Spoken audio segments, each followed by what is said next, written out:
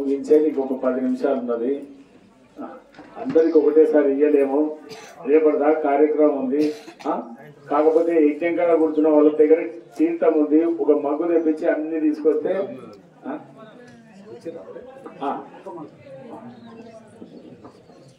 జై శ్రీరామ్. జై శ్రీరామ్. అమ్మ మనం అందరం యజ్ఞం చేసుకున్నాం.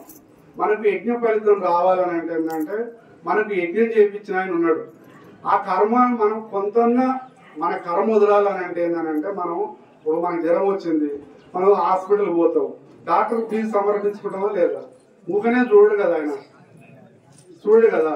అందుకోసం అని ఏంటంటే మనకు యజ్ఞ ఫలితం మనకు రావాలి అని అంటే మనం ఏంటంటే ఫలము, పుష్పము, పత్రము ఏదో ఒకటి మనకు యజ్ఞం చేయించుకుని మన గురువులకు సమర్పించి మన తీర్థప్రసాదం తీసుకొని వాళ్ళ ఆశీర్వాదం తీసుకొని కొంతన్నా ఫలితం ఉంటది. కానీ ఏమో ఈ నా సంచి ఇంట్లోనే పెట్టి వస్తుంది, ఏదో అందరు పెట్టిపోతుంది, నేను కూడా దండం పెట్టిపోతున్నానంటే మాత్రం ఏమీ రాదు.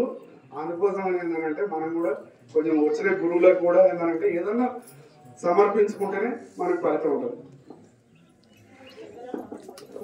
సరే, అందరికి అర్థం